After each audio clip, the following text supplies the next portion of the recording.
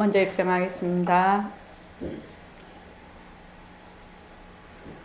말하고 듣는 이 자리가 바로 당장의 마음입니다.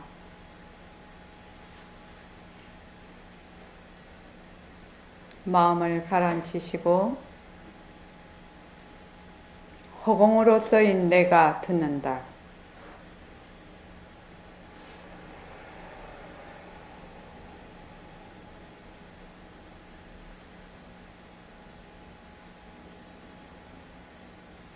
손가락을 세우시고 빛깔도 소리도 냄새도 없는 이 자리가 빛깔도 소리도 냄새도 없는 이 자리가 무정물인 손가락을 까딱까딱한다. 무정물인 손가락을 까딱까딱한다. 빛깔도 소리도 냄새도 없는 이 자리가 빛깔도 소리도 냄새도 없는 이 자리가 무정물인 귀로 듣는다. 무정물인 귀로 듣는다. 빛깔도 소리도 냄새도 없는 이 자리가 빛깔도 소리도 냄새도 없는 이 자리가 무정물인 입으로 말한다. 무정물인 입으로 말한다.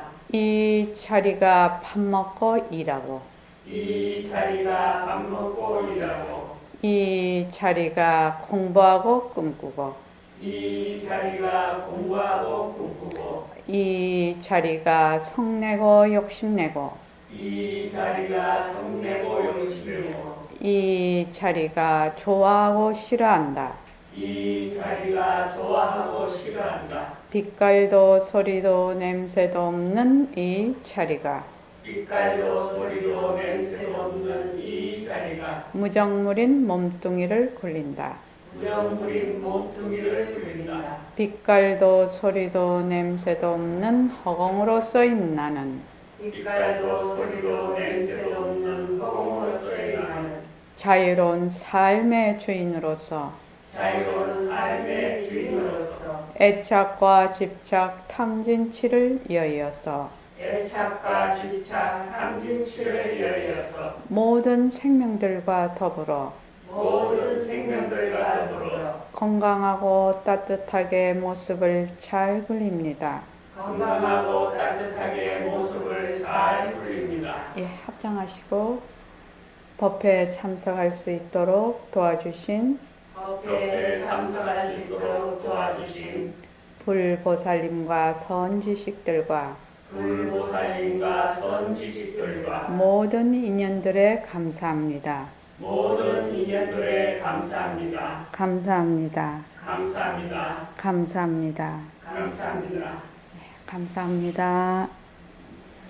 이렇게 같이 참석해 주시면 같이 공부할 수 있어서 감사합니다. 자, 일과를 잘 굴립시다. 그런데 일과를 구체적으로 어떻게 굴리는가는 화요일 날 낮에 법회 때 다시 한번 하겠습니다. 그 일과 굴리는 데 대해서. 그래서 오늘 천일결사 303일째입니다. 오늘 303일째. 네, 벌써 300일 넘었대. 이제 700일 남았다. 자, 제일 처음 하는 멘트를 전법합시다 해서 감사노트를 씁시다. 이렇게 바꿨습니다. 우리가 그 일과 중에서 감사노트를 쓰는 그 부분이 있습니다. 이제 그거를 이제 제가 처음에 굉장히 강조하고 해서 쭉 지금까지 써오시는 분도 있을 것이고, 이제 쓰다가 그만두신 분들도 계실 것이고, 그래서 다시 한번 이제 우리 감사 노트를 씁시다. 무광보살님, 그 노트를 하나 정하셔갖고, 또는 스마트폰에 해도 돼요. 그렇게 해서 매일매일 저도 시작했습니다. 했습니까? 네. 잘했습니다. 저도 이렇게 쭉 이제 선생님 문화를 떠나서 선생님하고 같이 있은 지가 얼마 되지를 않아서 저는 많이 이게 시기적으로 이게 많은 시간이 안 돼가지고 그래서 이제 떨어져서 이제 이제 4대 시집살을 하게 됐잖아요. 그렇게 하면서 깨달은 바가 있어요. 예, 머리로 아는 거는 머리로 알 뿐이라는 거예요. 그것이 정말로 나를 바꾸고 정말 자기를 변화시키고 정말 이웃을 변화시키고 이렇게 변화시키는 것은 자기를 변화시키는 것은 행함에 있지 이게 머리에 있는 것이 아니라는 거예요. 그래서 이제 학교만 내 다니다가 이제 이제 시집살이를 시작하게 됐죠. 그렇게 하니까 그 현장에서 생활 속에서 산다는 것은 머리로 사는 게 아니야. 몸으로 직접 부딪히면서 온갖 일을 겪으면서 사는 것이거든, 그게. 그러면 온갖 일을 겪는 가운데서 그것이 묘용의 도리로 굴러가느냐. 그야말로 모습을 잘 굴리느냐. 모습 놀이를 하느냐. 완전히 그 두 개가 되거든요. 그래서 모습을 잘 굴리려면 모습 놀이를 내가 지금 하고 있는 것을 알려면 모습이 어떻게 생긴 것인가를 철저하게 인지를 해서 그것을 직접 실제로 행하지 않고는 모습이 어떤 것인지 알 수가 없는 거예요. 그래서 변하고 헛것인 도리로 보고 변하고 헛것인 도리로 듣고 변하고 헛것인 도리로 생각하는 거예요. 모습이 변하고 헛것이지요. 자체성이 없는 것이죠. 이것이 공성이지 않습니까? 공리를 요달하는 것인데 왜 우리가 공리를 요달해야 된다고 했느냐? 왜 그랬죠?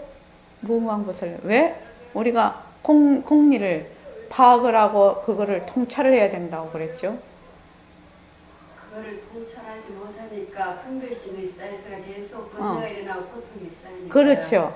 그래서 번뇌를 없애는 가장 직접적인 방법이 공리를 깨닫는 것이라는 거죠. 그러니까 공리를 그러면 비었다 이래 갖고 되는 것이 공리 깨닫는 것이 아니거든. 실제로 내가 화가 났어. 그러면 이 화가 묘용으로서 다가올 때 이 화가 변하고 헛것이고 화에 머물 수 없고 이것이 자체성이 없다는 것을 깨달을 때 이 공성이라는 것이 이런 이치구나 라는 것을 아는 것이지 그전에는 알 수가 없다는 거죠. 아무리 입으로 온갖 미사여구를 해도 소용이 없다는 거예요. 그러니까 지금 우리가 시작을 할 때 무정 빛깔도 소리도 냄새도 없는 이 자리가 무정물인 손가락을 까딱까딱 하는 것, 듣는 것, 귀로 듣는 것, 입으로 지금 말을 하는 것, 밥 먹는 것, 일하는 것, 공부하는 것, 꿈꾸는 것, 성내는 것, 욕심내는 것, 좋아하는 것, 싫어하는 것, 이런 것이 전부 무엇이죠? 변하는 것. 예. 그게 모습이라. 모습은 반드시 생겼다가 꺼지는 것이 모습이에요. 그러니까 생겼다가 꺼지는 거는 무조건 모습이라.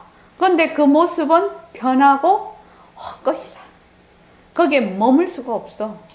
그래서 그것이 자체성이 없다. 말하자면 실체가 없는 물건이 공리. 그래서 공리를 깨닫는 거예요. 공성이라는 거. 그래서 모든 모습, 그러니까 일어나는 모든 작용은 전부 변하고 헛것이라는 것이. 전부 변하고 헛것이다. 이것을 해야만 모습을 굴리기가 된다. 안 가면 100% 모습놀이. 모습놀이를 하면 바탕이 안 들어. 내가 지금 화가 되게 났어. 그래서 화가 부글부글 끓으면 화를 내는 그 바탕자리는 잊어버리는 거예요. 그렇죠.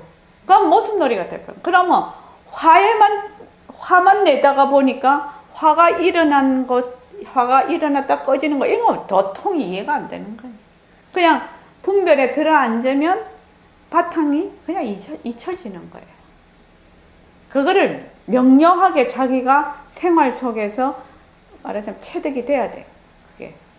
내가 모습에 들어앉으면 바탕을 놓쳐버리는구나. 빛깔도 소리도 냄새도 없는 내가 한다. 이렇게 막 하면 어떻게 미쳐버리죠? 그렇게 하는 것이 아니죠. 어떻게 하라고? 아, 이게 변하고 헛것이구나 하고 이것이 딱 머물지 않고 놓을 때 바탕이 탁 드러나는 거예요. 그러는 순간 바탕이 드러나요.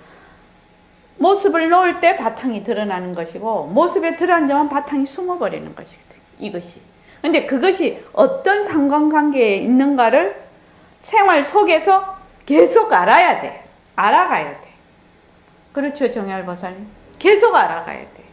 모습에 딱 들어앉으면 고담 고리 끼고 고담 고리 끼고 고담 고리 자기가 고리 끼는 줄도 몰라. 그런데 이것이 모습을 굴리게 되면 어떻게 되냐면 아, 화가 났네? 화가 났네? 그러면 이쪽으로 끼는 것이 아니라 화가 난 이유를 자꾸만 보게 되는 거예요. 그러니까 이쪽으로 안 가고 내 쪽으로 자꾸 들어오게 되는 거예요. 그런 방향이 완전히 반대 방향이에요. 그것을 실제로 이제 경험을 자꾸 해야 된다. 경험을 해서 내한테 힘이 붙어야 그것이 진짜 공부지. 우리 그 공부하려고 하는 거 아닙니까?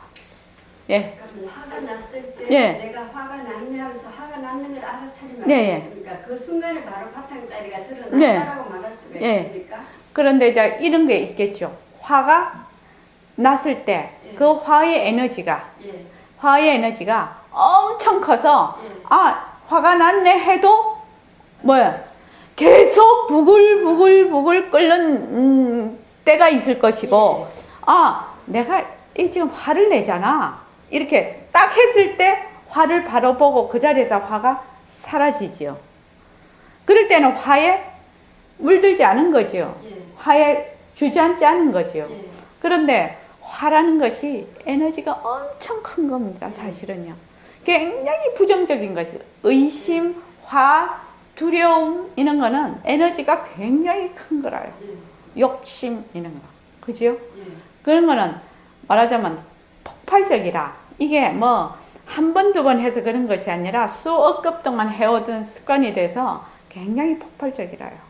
그런데 자꾸만 그걸 알면서 자꾸만 이제 그래서 닦아간다는 얘기가 그래서 닦는다는 소리가 나오는가 봐요. 우리 왜 닦는다 뭘 닦고? 때를 자꾸 닦는 거잖아요.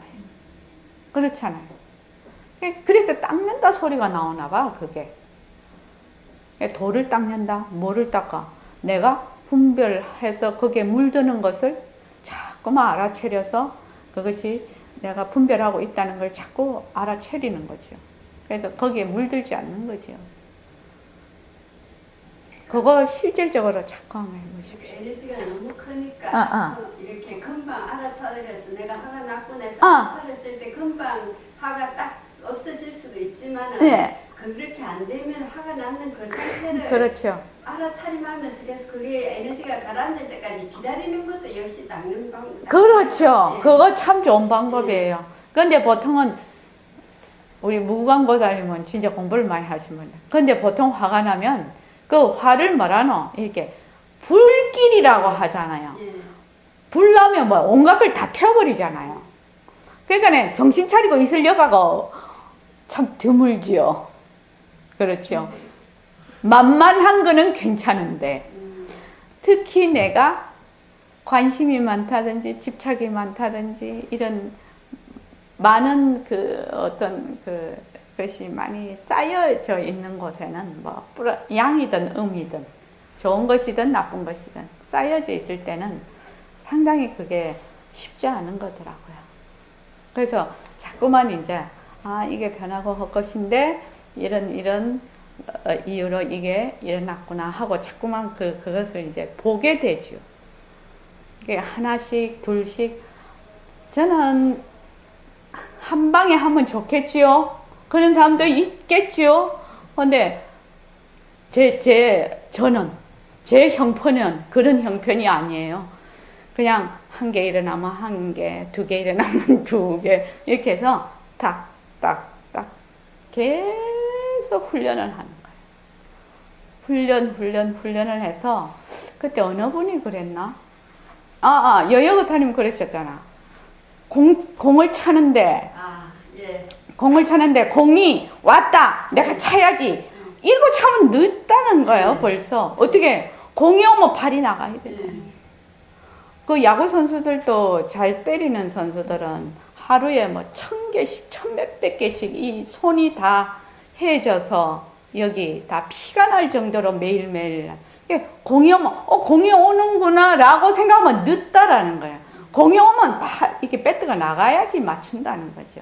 그렇게 하려면 화가 일어나면 화가 났네 할 여가가 없다는 거예요. 안 그렇겠습니까?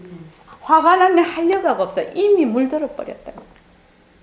그래서 굉장히 훈련을 해야 된다. 이것은 저는 그렇게 생각하고 있습니다. 자, 오늘 59쪽인데요.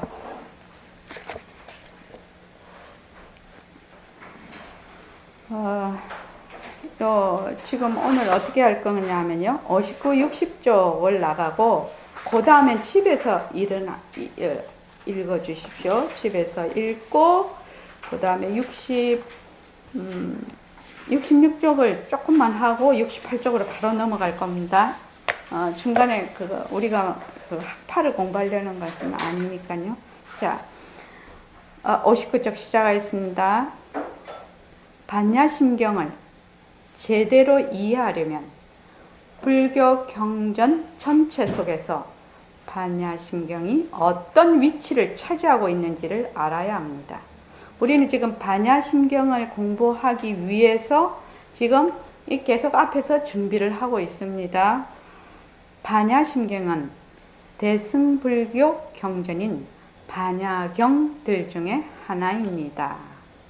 반야라는 것은 말이나 생각으로서는 도저히 미치지 않는 크고 깊은 지혜를 반야라고 하지요.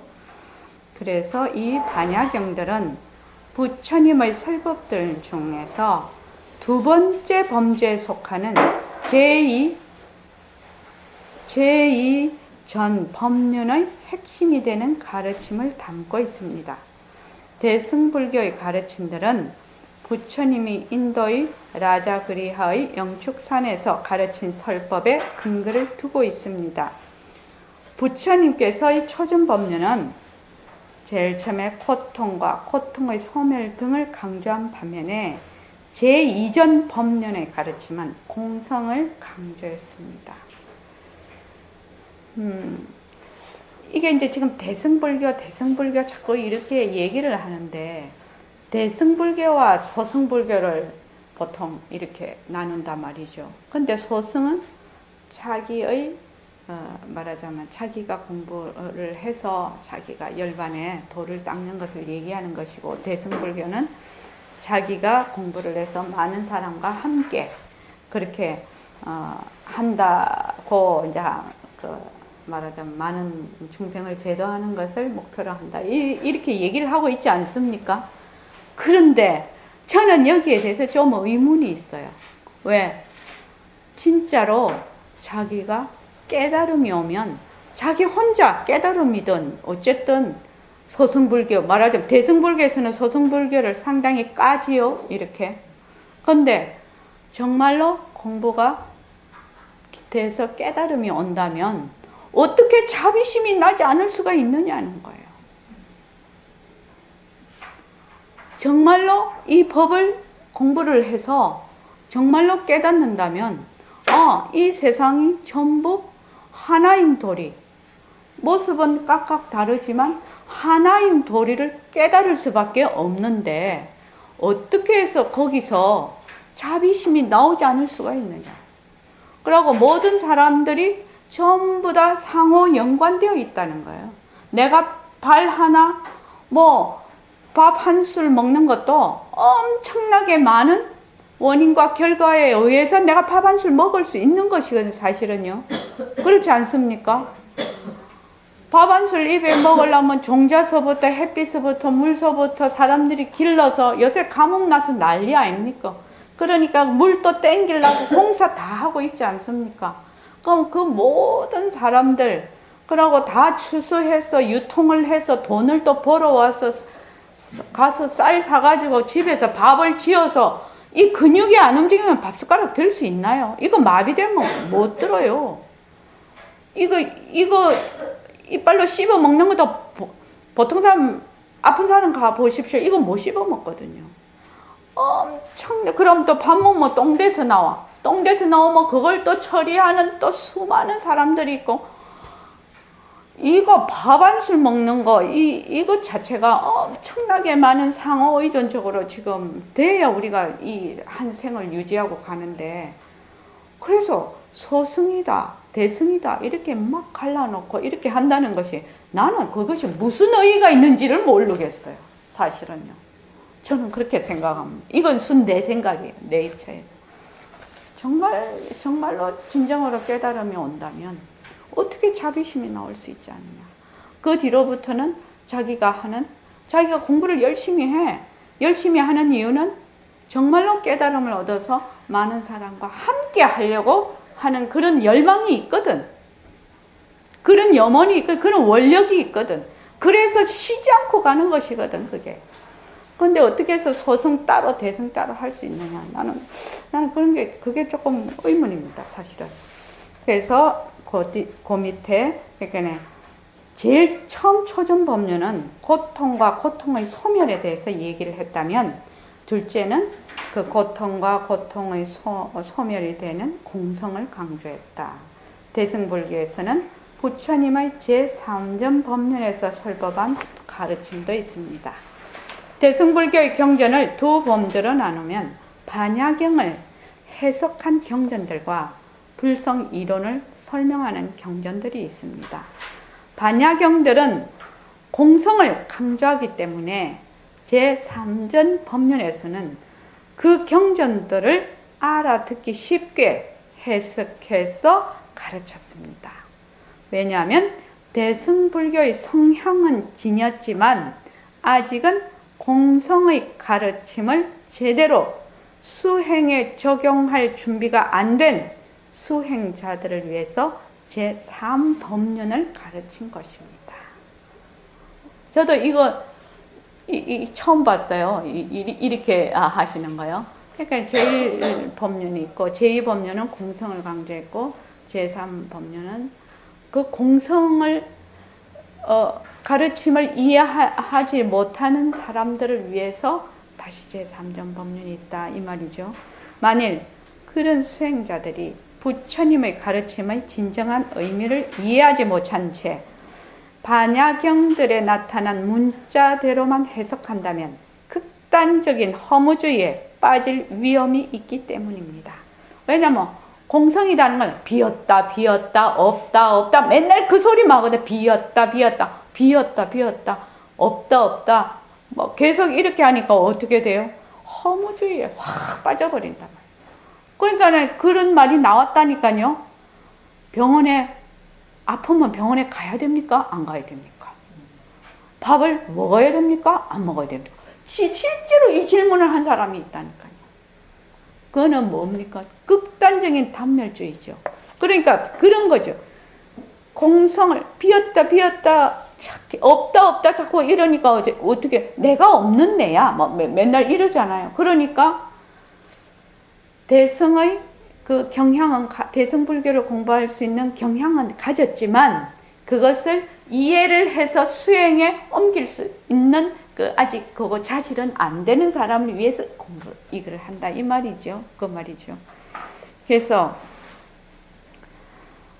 부처님의 가르침은 흔히 철학자들이 말하는 허무주의와는 전혀 거리가 먼 것으로. 허무주의는 뭐예요? 무엇이 있다가 없어지는 거지요. 무엇이 실체가 있다가 없어지는 거. 몸뚱이 같으면 몸뚱이라는 실체가 있는데 이것이 없어지는 것이 허무주의라고 하면, 공성이라는 것은 본래 이 실체가 없다라고 가르치죠. 본래 태어난 듯해서 무생이라는 걸 가르치는 공성은. 우리가 이렇게 몸뚱이를 놔두었지만 그것은 무생이라고 하지요. 생함이 없는 것이다. 그게 공성이죠. 그래서 부처님의 가르침은 흔히 철학자들이 말하는 허무주의와는 전혀 거리가 먼 것이고, 그 자체로서 영원한 실제라는 것은 존재하지 않는다는 공성론도 단순히 존재하지 않음이라는 의미가 아닙니다. 그러니까 우리가 말하는 공성이라는 것은 단순히 없다, 그러면 무지막지한 단멸론이죠. 저기 청안보살님, 그 우리 그거 읽는 거 있지, 금강경, 그 독송본 하나. 거기 보면 그 한 챕터로 그 태자님이 우리 32분으로 나눠놨잖아요. 거기에 27분의 무단 무멸분이 있습니다. 왜냐하면 자꾸만 여기 이것이 금강경이 공성을 드러낸 그거거든요. 그런데 없다 하니까 또 부처님도 30 이상 80 정도로 나를 못 본다. 계속 그렇게 얘기를 하니까 없다 하니까 진짜 말하자면은 단멸에 빠져버릴까봐 부처님께서 또 무단 무멸에 대해서 또 얘기를 하고 계신단 말이죠.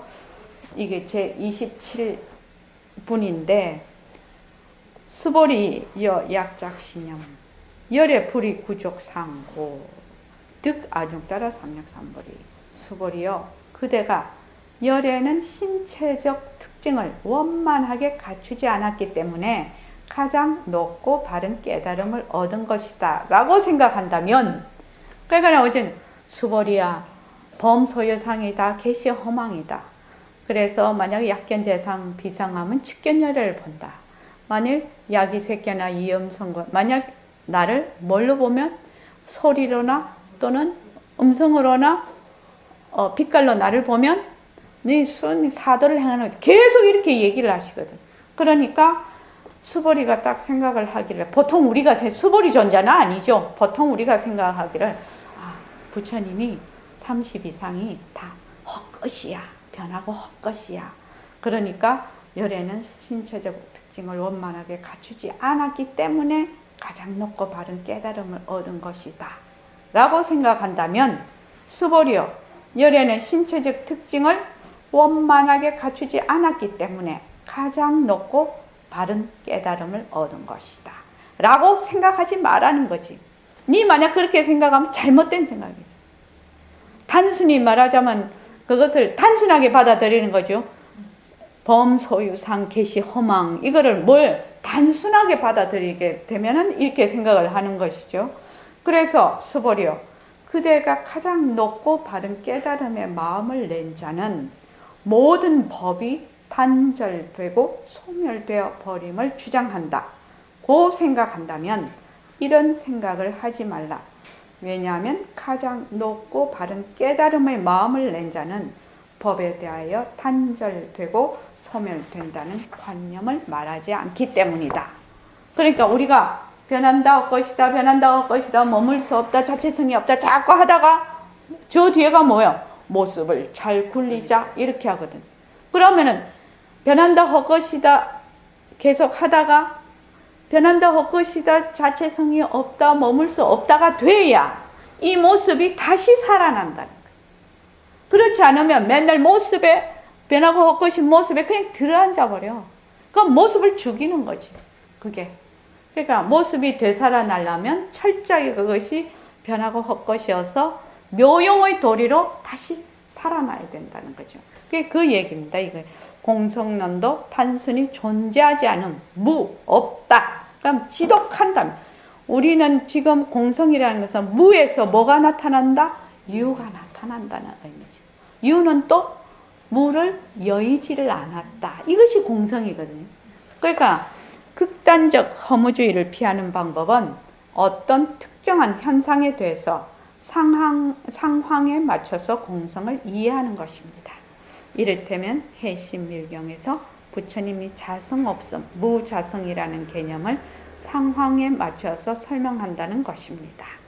이것이 뒤에 가면 뭘로 나오죠? 자비심으로도 나오고, 무자성이니까 자비심으로도 나오고, 변하는 도리로도 나오고, 꽃이 피는 도리로 나오고, 막 이렇게 나오는 거죠. 사람이 늙는 도리로도 나오고, 그죠?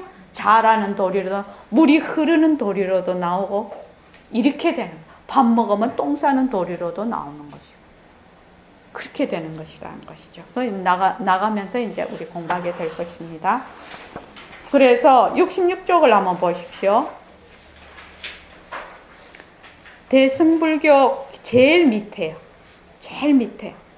대승불교 경전의 기원에 대한 이런 설명들은 이 대승불교에 대해서 이제 많은 이제 학설이 앞에서 나왔습니다. 이런 설명들은 보통 시간의 개념과 관련시켜서 어떻게 이해를 해야 하나. 대승경전들은 역사적으로 실존했던 부처님이 일상적 의미의 일반 대중에게 가르친 것이 아니라고 말할 수도 있다. 왜냐하면 대승경전이 선생님 부처님 돌아가신 지 500년, 700년, 900년 뒤에 나왔거든. 그러니까 전부 다 어떻게 하면 유마경, 금강경도 거기에 속하죠. 다 가짜 아니냐. 이런 식으로 얘기를 하네. 근데 이 시간 개념만과 관련해서 그 부처님이 돌아가시고 이 용수보살 나가라 주나 그 용수보살이죠. 용수보살이 나온 게 900년이 그러니까 부처님 돌아가신 후 400년이 지나서 용수보살이 태어났고 그 900년이 지나서 또 아상가가 태어나셨는데 무착 대사님이죠. 태어나서 전부 이 대승경전이 나왔는데 그러면 부처님이 계실 때 말씀을 한 것이지 아니지 않느냐. 이 대승경전이. 이렇게 얘기할 수 있다 이 말이죠.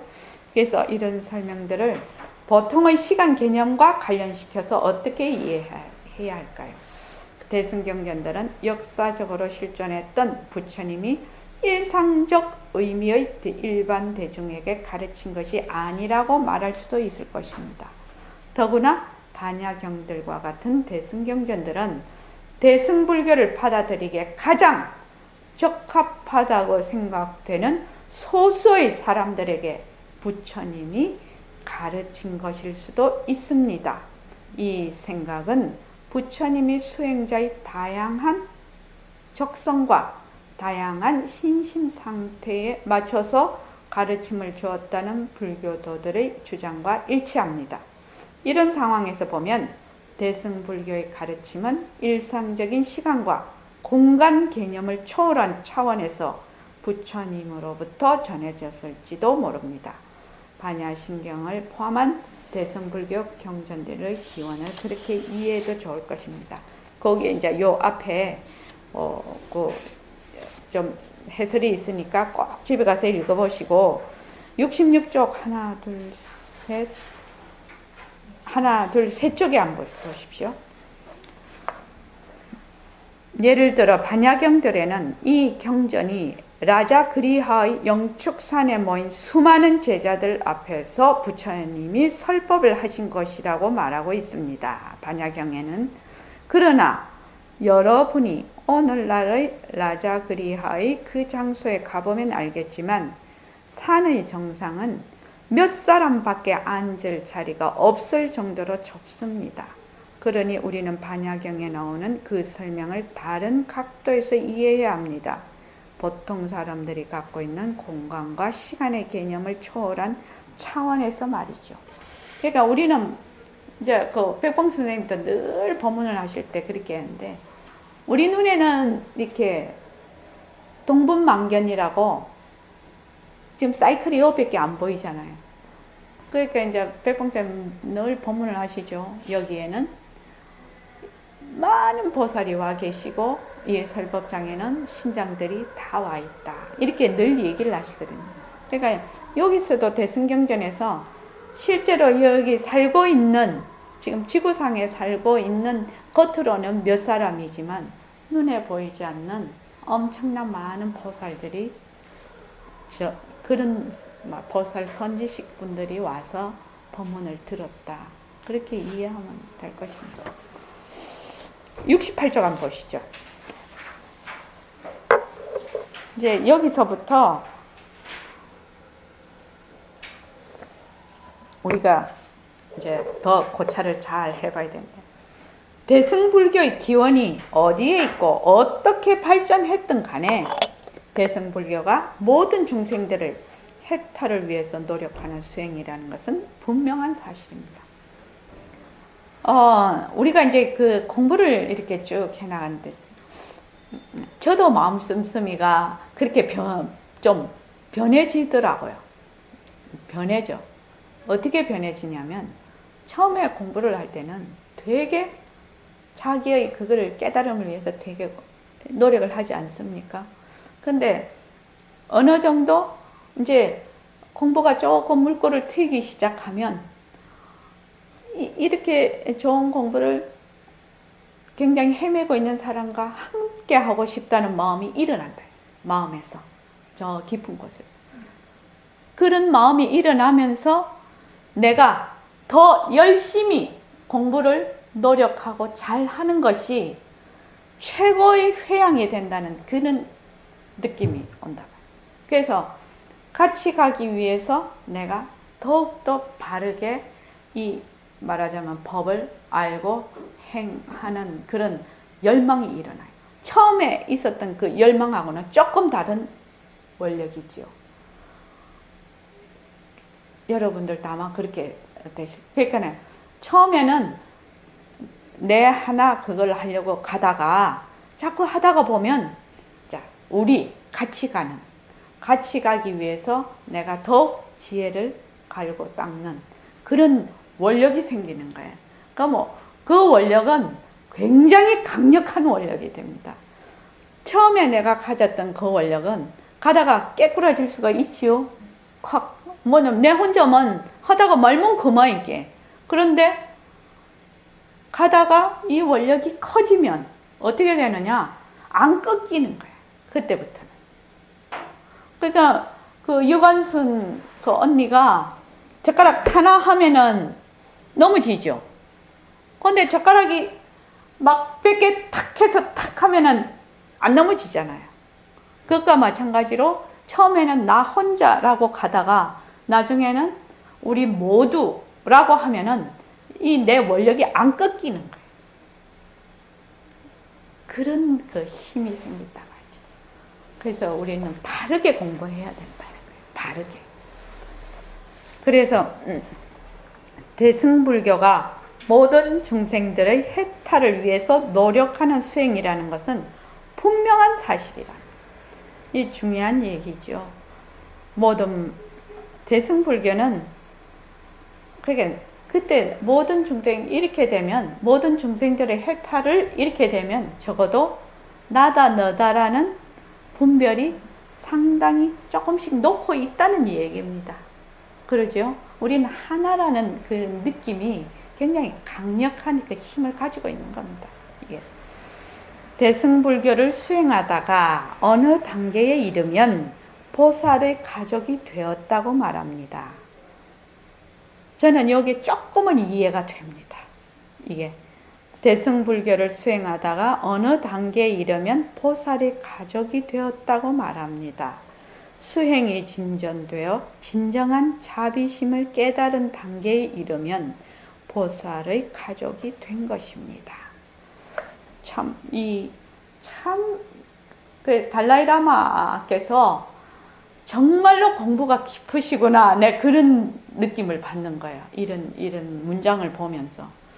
백봉 선생님께서도 그렇게 한쪽 다리가 완전히 이렇게 빠진 상태에서도 그렇고 매일 그 법문을 한다는 거는 엄청 힘든 일이거든, 사실은요. 지필도 아주 많이 하시고. 그런데 옆에서 가만히 보기에 조그만 사심이 없었어. 그 사심이 있다면 그렇게 안 되겠죠. 없었어요. 그래서 오로지 우리 법문 들으면 알죠. 정말로 너희들이 정말 깨달게 하고 싶다라는 그 염원이 절절히 막 그 감정에서 우러나오지 않습니까? 그러니까 그것이 이제 그렇게 노력을 하시고 하시는 것이 이제 그때 어린 마음에 굉장한 자비심을 느낀 거예요. 백봉 선생님한테서 그렇게 하시는 것 자체가 굉장한 자비심을 가지고 있으시구나 그런 생각을 하게 됐는데 그래서 수행이 진전되어 진정한 자비심을 깨달은 단계에 이르면 보살의 가족이 된 것입니다. 여러 가지 차원의 자비심이 있겠지만 최고의 자비심은 중생을 윤회에서 해탈하게 만드는 것입니다. 그래서 우리 그거를 보면 금강경도 보고 다른 경전을 보면 보리심을 낸 선남자 선여인이 그대에게 가장 높고 바른 깨달음을 얻고자 하는 선남자 선여인이 어떻게 살아야 합니까? 이렇게 묻잖아요. 어떻게 살아야 합니까? 그러니까 일체 중생을 다 제도하겠다는 그런 발언을 한다는 거예요. 근데 한 중생도 제도하는 게 있으면 발언 나다 너다 하는 것이 있으니까 이제 그건 건데 일체 중생을 제도하겠다는 그런 발언을 한다는 겁니다.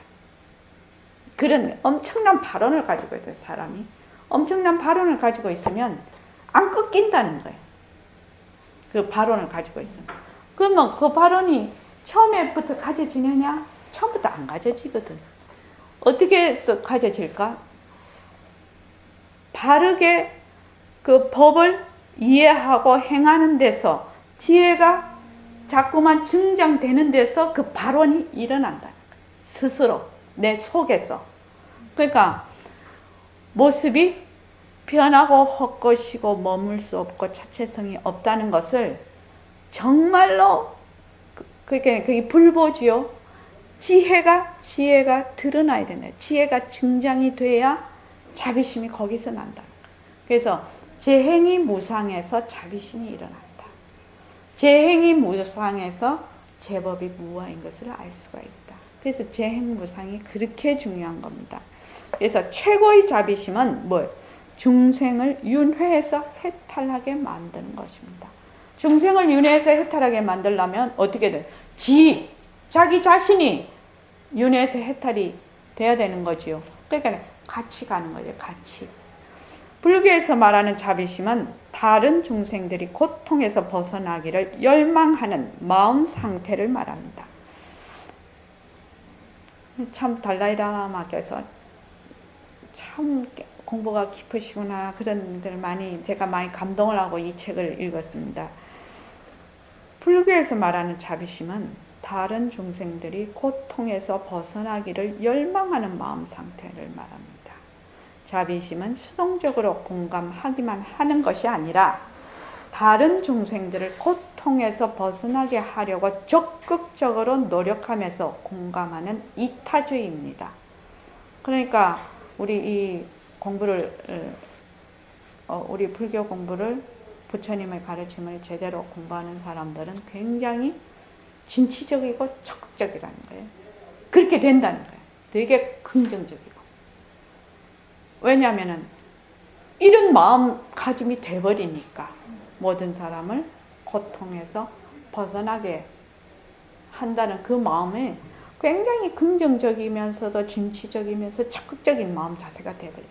이게 진정한 자비심은 지혜와 자애를 동시에 갖춰야 합니다. 참 이거 중요한 말인 것 같습니다. 진정한 자비심은 지혜와 자애를 동시에 갖춰야 합니다. 지혜는 뭐예요? 일체의 모든 법이 전부 변하고 헛것이고 머물 수 없고 자체성이 없어. 그래서 바로 텅 빈 이 자리 하나, 모든 것이 하나인 도리를 아는 것이 지혜거든요. 그러면은 하나인 도리를 알면 모든 낮춘 것이 어떻게 해요? 둘이 아니라 그 바탕이 전부 하나라. 그 재료가 다 똑같아. 그렇죠? 그리고 굉장히 상호이전적이라는. 하나가 무너지면 다른 것도 무너지고 하나가 일어나면 다른 것도 일어난다. 거기에서 지혜와 자애를 동시에 갖춰야 돼요. 그런데 이 자애를 갖추는 거는 지혜가 없으면 안 됩니다. 먼저 지혜가 증장이 돼야 정확하게 이것을 알아야 자비심이 난다는 거예요. 즉 우리가 남들을 고통에서 벗어나게 하고 싶다면 그 고통의 본성이 무엇인가를 알아야만 한다는 거예요. 그것이 지혜이다. 고통의 본성이 뭐냐? 고통. 뭐예요? 뒤바뀐 생각을 하는 거지요. 분별하는 것이죠. 다른 말로 하면 고통도 다 본래 그 자리의 나툼이지요. 인연과 조건에 따라서 일어났다 꺼졌다 하는 것이죠. 그것이 지혜입니다. 그리고 다른 중생들에게 친밀감을 느끼고 깊이 공감해야 합니다. 그것이 자애입니다. 그럼 이 두 가지 요소를 조사해 볼 거예요. 여기 조금 더 하겠습니다. 그래서 우리가 제가 이거를 할 때 모든 생명들과 더불어 건강하고 따뜻하게 모습을 잘 굴립니다. 이것이 이런 뜻입니다. 말로 하자면 지혜를 닦아서 모든 생명들과 더불어서 전부 건강하고 따뜻하게 우리가 잘 살자 이 말이거든요. 그래서 불교의 가르침에 따르면 우리는 중생들의 세 가지 차원의 고통을 벗어나기를 바란다고 한다.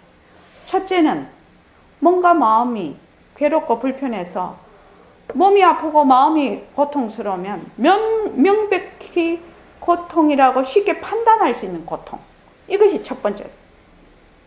이런 종류의 고통은 근본적으로 감각적인 차원에서 불쾌하거나 괴로운 느낌이라.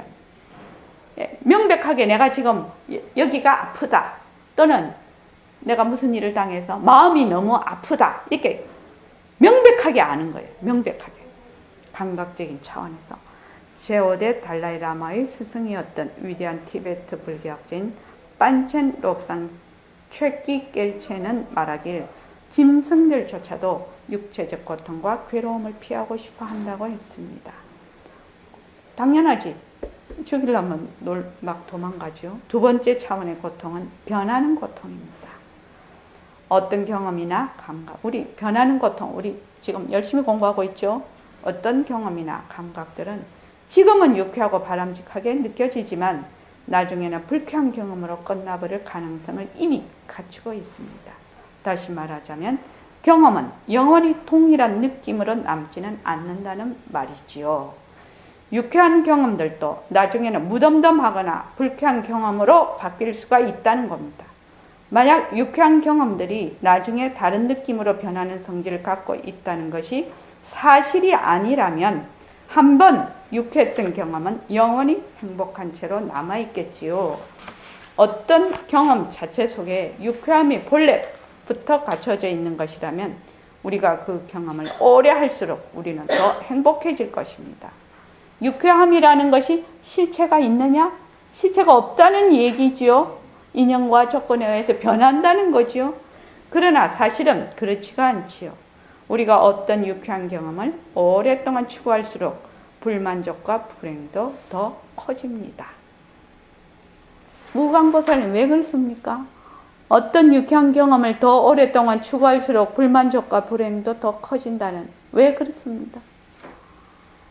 그것이 실체로서 더욱더 견고해졌기 때문에 그것이 깨지는 그것도 더 크지 않을까 싶습니다. 예. 그러니까 유쾌한 경험이라는 것은 모습이지요. 예. 유쾌하다, 유쾌하지 않다, 무엇을 내가 느낀다, 안 느낀다. 이것은 전부 모습이에요. 모습은 뭐 변하고 헛것이고 머물 수가 없고 자체성이 없어. 그러니까 그것을 자꾸만 그 본래의 그것이 자체성이 없고 머물 수 없는 것인데 내가 뒤바뀐 생각으로 자꾸만 끄집어 당겨. 그러면은 가면 갈수록 더 괴로움만 더하지. 그 말이죠. 예. 변하는 고통의 예를 일상생활에서 많이 찾아볼 수 있겠지만 여기서는 새 차를 산 사람이 겪는 예를 간단히 들어봅니다. 처음 며칠 동안 그 사람은 차를 산 것에 대해서 너무 기쁘고 만족해서 끊임없이 그 차에 대해서 생각하고 조심스럽게 차의 먼지를 털어내고 청소하고 광택을 내겠지요. 차 옆에서 차고 싶은 생각까지 들지도 모르지요. 우리 왜 새 차 딱 사놓으면 옛날에 요새는 좀 덜한가 모르겠는데 못으로 말입니다. 싹 긁어가는 사람들이 있어요. 막 그 새 차 딱 사다 놨는데 샥 긁어.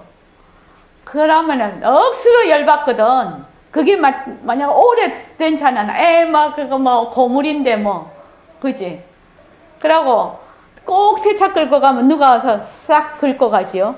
그러면 막 열받는 거야. 새 차라는 그 조건에 더 열을 받아버려. 그거 똑같죠. 그러나 시간이 지나면 흥분과 기쁨도 처음처럼 가득 차지는 않을 겁니다. 그 차를 가진 게 당연하게 느끼지든지 그 차보다 비싼 차나 다른 색상의 차를 살 걸 잘못했나 하고 후회하기 시작할지도 모릅니다. 딱 우리 마음들 그대로 해놨네. 그 차를 샀을 때의 기쁨은 점점 사라지고 그 차에 대한 불만이 최고조에 달할 때쯤이면 다른 새 차를 사고 싶다는 욕망이 생길 것입니다.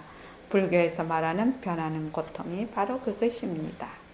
수행자들은 그런 변하는 고통을 자각하고 인식하는 힘을 길러야 합니다. 이것이 뭐예요? 우리가 지금 모습 공식하고 있는 겁니다. 모습이 변한다 할 것이다. 내 몸뚱이 변한다 할 것이다. 자꾸 공부를 하는 겁니다. 처음에는 잘 안 돼요. 이것이 변한다 할 것이다 이렇게 되면 머리로 변한다 할 것이다 밖에 안 돼. 그런데 나중에는 어떻게 되느냐, 실제로 이게 변하고 할 것이라는 게 마음에 와닿기 시작을 해서 이것이 변하고 할 것이기 때문에 여기에 대한 것을 자꾸 객관화시키고 여기에 머무는 마음을 자꾸만 내려놓는 힘을 길러요. 참 변하는 고통을 자각하고 인식하는 힘을 길러야 한다. 수행자들은 그런 종류의 고통을 자각하는 것이 불교도들에게만 독특한 것은 아닙니다. 불교도는 아니지만 정신을 집중하는 명상을 하는 사람들도 이런 변하는 고통에서 벗어나고 싶어 합니다. 그렇죠? 조금 힘들더라도 조금만 더 할게요. 세 번째 차원의, 네. 저기 넘어가기 전에 여쭤보고 싶은 게 있었어요.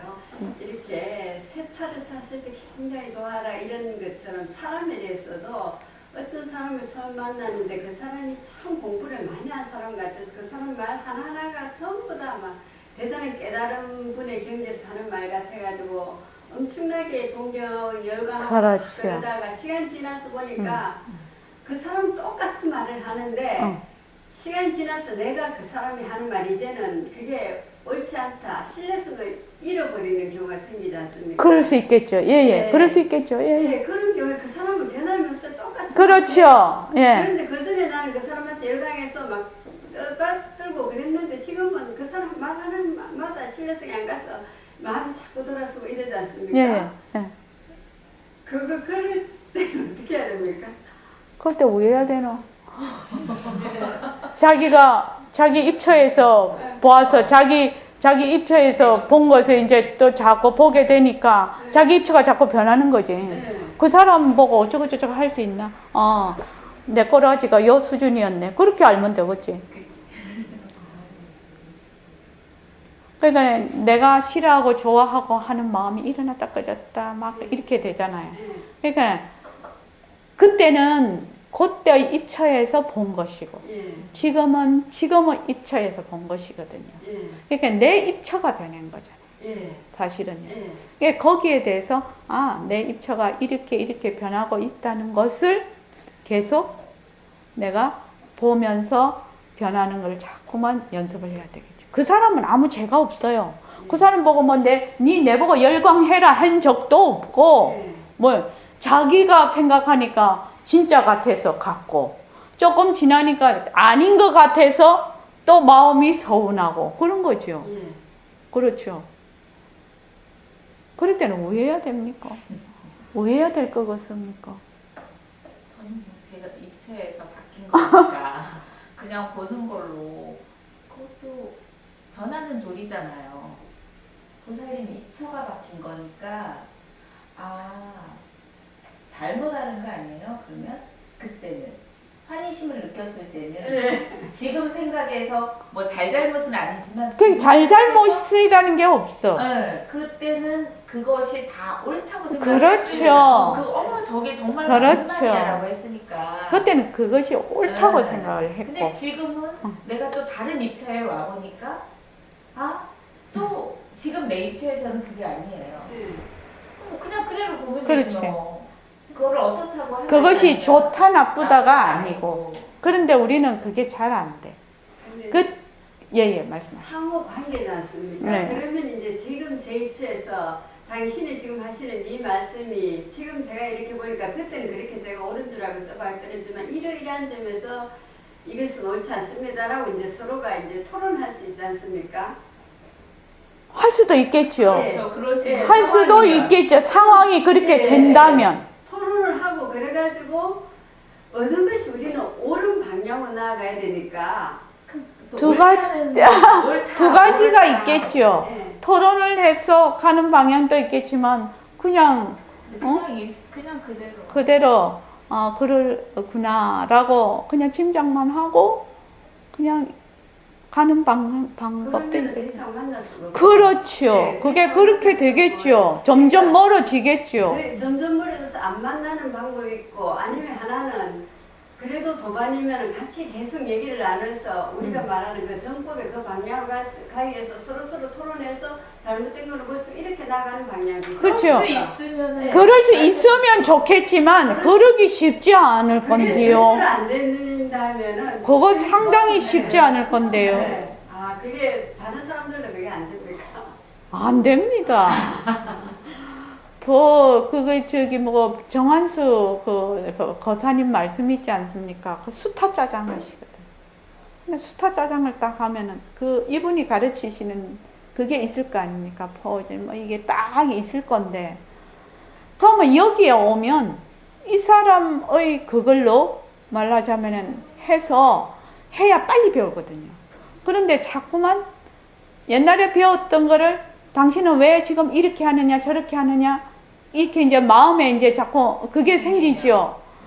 그렇게 하면 그분 말씀은 그렇게 하신다고 하대요. 딱 한 번 했는데 벌써 한 번, 두 번 이러면 그 자리에서 잘라버린다고 하더라고요. 그 왜 그러냐면 그 사람에게도 굉장히 마이너스고 나에게도 굉장히 마이너스라는 거예요. 그 얘기를 하시대요. 근데 나는 그거 되게 맞는 말이다 하는 생각을 했어. 그거 나중에 또 얘기를 하고. 그래서 세 번째는 윤회에 두루 퍼진 고통입니다.